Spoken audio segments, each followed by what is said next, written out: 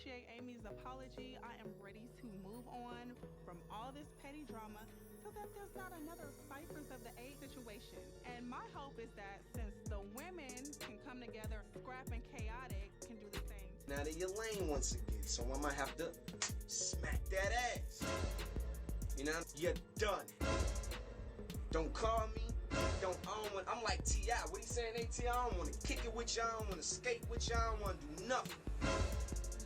Cause now it's on. I got a record I'm about to drop today that I already pre-recorded because I knew you was gonna come up, fumble up on some bullshit. And when this record drop, yeah, you going like trying to troll, acting like, you know what I'm saying, you so G'd up, like that was a G'd up move. Bro, you playing on TV. What you doing is, right, you allowing this whole TV thing. The reason I don't respond back gangsta y'all is because I'm not trying to allow this TV stuff to really turn into something. You know what I'm saying? You threw a drink at me, bro. Whole time, he the one who called me out my name, disrespecting me, talking gangster. I never talked gangster. I never threatened him. I don't play no victim. I just don't do all that fake gangster talking and all that there. You came at me talking gangster. First of all, if I say anything slick or say anything crazy out my mouth, I got the right to. By the time his name became involved in a dramatic and well-reported incident, Lil Scrappy, whose real name was Daryl Richardson Ew, had already solidified his position in the hip-hop industry. Conflict with rival artist Khaotic Scrappy, who was renowned for his unvarnished, raw approach, had established a reputation as one of the toughest characters in Southern hip-hop in Atlanta's rap scene. His breakthrough single, Heap Head Buza, garnered him praise and notoriety in the early 2000s as his fame increased. More than just a rapper, Scrappy rose to fame as a result of his music and his appearances on VH1's Love and Hip Hop. It was via this Atlanta platform that gave fans a better understanding of his personal life, struggles, and devotion to his friends and family. At the same time, Khaotic, whose real name is Brian McCree, was making a name for himself in the underground rap scene. His contagious energy, clever lyricism, and unique voice helped him gradually gain a following, even though he wasn't as well known as Scrappy.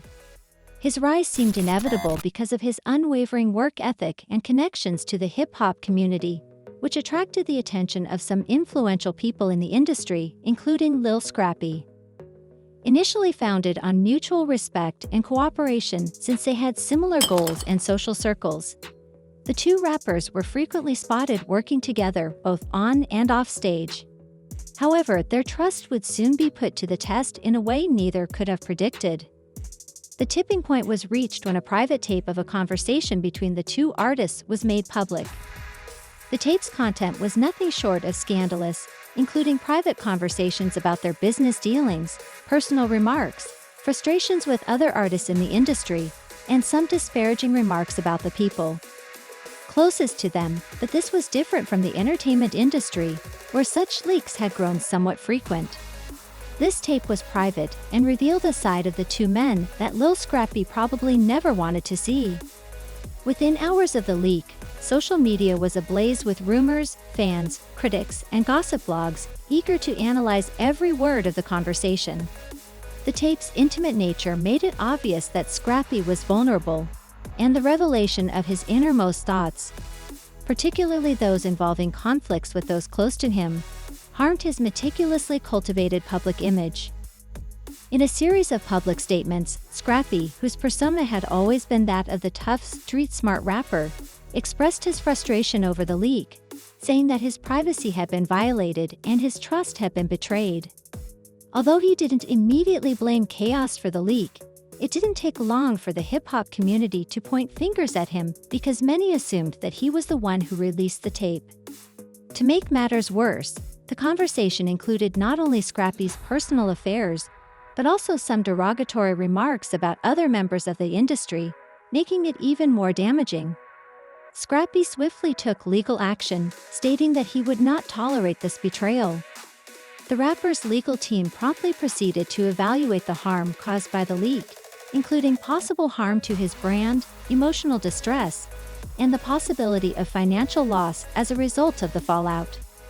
According to the lawsuit, Khaotic's acts were not only impolitic, but also motivated by a desire to damage Scrappy's reputation.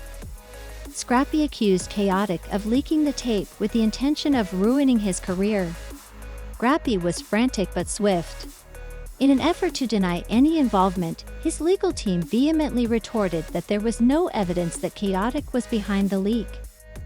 They argued that the accusations were baseless, pointing out that there was no concrete evidence that Khaotic had any intention of harming Scrappy, or that he had actively sought to leak the tape. As for Khaotic, he said he was just as shocked as Scrappy when the conversation came to light. He contended that the whole situation had been exaggerated, and that Scrappy was only seeking the scapegoat to divert attention away from the controversy surrounding the tape's contents. Two musicians grew more antagonistic, and social media, which had already been crucial in the spread of the leaked tape, became a battlefield for both Scrappy and Khaotic fans. Supporters took sides in the argument on Twitter, Instagram, and other sites, with some siding with Scrappy in claiming that Khaotic's betrayal was unforgivable. As the lawsuit progressed and the legal drama took center stage, the gap between the two men's fan bases widened. While some sided chaotically thought Scrappy was overreacting and just trying to save face, Scrappy's legal team made it clear that they were. They claimed that Scrappy's career had suffered irreversible harm as a result of the leak, and that Khaotic needed to take responsibility for his actions. Despite the heated public dispute, the Khaotic team persisted in their position that there was no deliberate misconduct, claiming that the entire matter was a miscommunication that had been exaggerated. Both men were under tremendous pressure.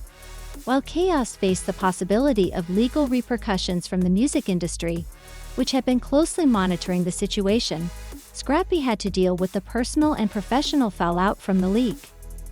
Started to consider the potential ramifications of this case for artists and their private PR discussions in the digital age. The case brought up significant issues regarding consent and privacy, as well as how the public views celebrities' private moments in a world where social media magnifies even the smallest error. After months of legal wrangling and media attention, the lawsuit between Lil Scrappy and Khaotic reached a settlement, but the specifics of the settlement remained confidential. The incident between Lil Scrappy and Khaotic highlighted how susceptible artists were to public exposure and how quickly their lives could be upended by a leaked conversation. In private, it was obvious that the two men would never again collaborate. Although Scrappy had received some vindication, he was left with a damaged reputation because the leak had already wreaked chaos, and the world would never be the same. No amount of legal action could completely repair the devastation. The two rappers' public dispute served as a sobering reminder of how fragile relationships are in the entertainment world, where trust is difficult to rebuild once it is lost, and the repercussions of even one mistake can for many years. Echo also emphasized the dangers of living in the public eye all the time as the legal. The conflict ended. Lil Scrappy left both artists to reflect on their decisions and the lessons they had learned. The episode served as a sobering reminder of how easily things in the hip-hop industry can go out of hand. He the one who called me out my name, disrespecting me, talking gangster. I never talked gangster. I never threatened him. I don't play no victim. I just don't do all that fake gangster talking and all that there. You came at me talking gangster. First of all, if I say anything stupid or say anything crazy out my mouth, I got the right to do it.